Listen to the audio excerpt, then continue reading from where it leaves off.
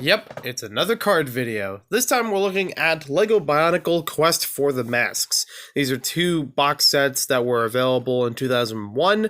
They actually had three of them, but I don't have the third one right here with me. I don't even know if I own it. But these are the first two decks of them. Basically just going through, seeing what cards are available in each of them. I've tried looking it up on different websites just to make sure I had the right cards in them, but I didn't get a lot of results. So then this video was made. We're going to start off with First Edition Deck 1, which I've already gone through and organized, mostly, by number. So, I'll take these cards out. We've also got a couple other materials underneath. So I have a rule book included with it. It gives a brief outline of what's in here. There's also a checklist in the back of all the cards, which is cool for any of them. It has all the cards numbered in here. It's got credits. Okay, and a couple other things, but you don't have to worry about that for this video, because I'm not here to teach you about the card game. We've got a book, The Legend of Mata Nui. This is a way of just understanding the story that's behind the cards with the rest of the Bionicle media. I don't think it's going to have in-depth detail that, greatly would be missed from other Bionicle media, not that I know of. I've never heard it referenced in other material where it's like, oh, you got to read the rule book from the card game about the certain feature. Most of the stuff is found in other media as well, so it's a good resource, but it's not going to have anything vital that you wouldn't find elsewhere. Although one thing I did like reading through this was some of the pages in the back where it has these different renders of some of the Toa figures and different backgrounds, which I don't remember seeing elsewhere, or if they were, kind of limited. So it's pretty cool seeing a couple things like that. There's another one. Nice little thing. It's a neat inclusion. And then the third thing we have here is the playmat in order to use this. If I remember correctly, this is done as just one side of a playing field. Nope. Well, a little bit more than that. Hey, what's up?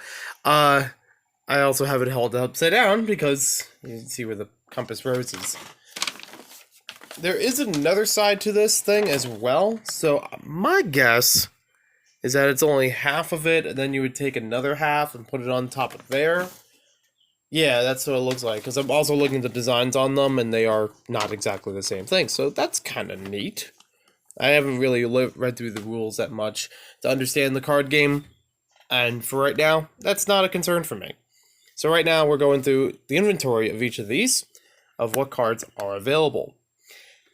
The first couple of cards are called Great Mask Challenge cards. There are 6 of them, and they correspond with the 6 types of masks that were released with the Toa figures. So we have Flight, Shielding, Speed, Strength, Swimming, and Vision.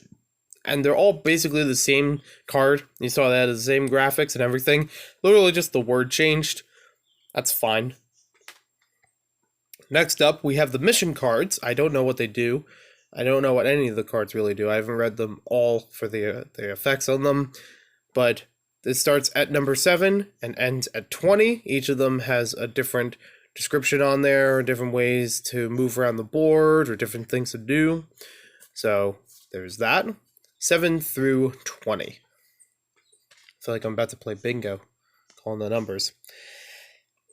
Then we have the Infected Mask cards, which go from 21 to 21. So there's actually 2 sets of these in each of these boxes of decks.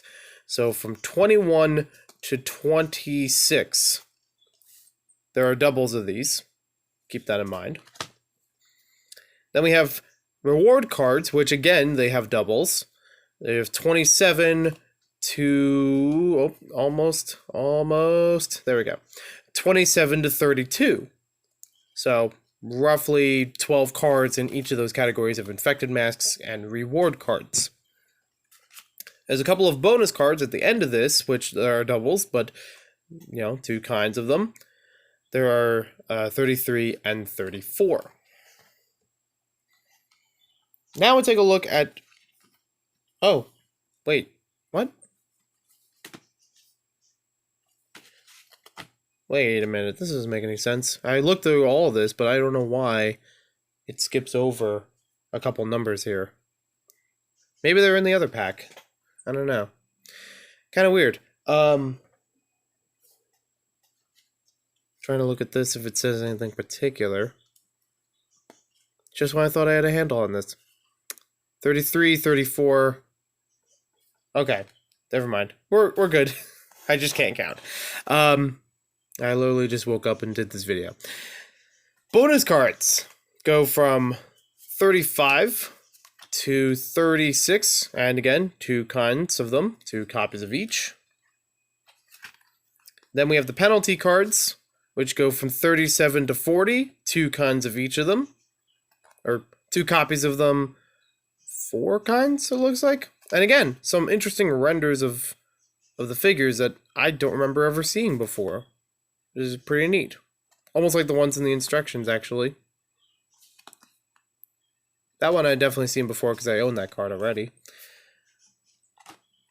And then we move on to some of the characters. So, in this pack in particular, for deck 1, this includes Pohatu and Gali, and has all the cards marked with them. So, for Pohatu, it's starting at 81. It's going to skip over what's from the last set of cards because there are other characters that would fit in between them. From 81 down to 90, and Onewa, or Anawa, however you want to pronounce it, is the last 3 cards, so 88 to 90. Then you got Gali, which goes from 91 to 100, and if you want to count these separately, Nokama would be 98 to 100. So that's how that goes for the first deck.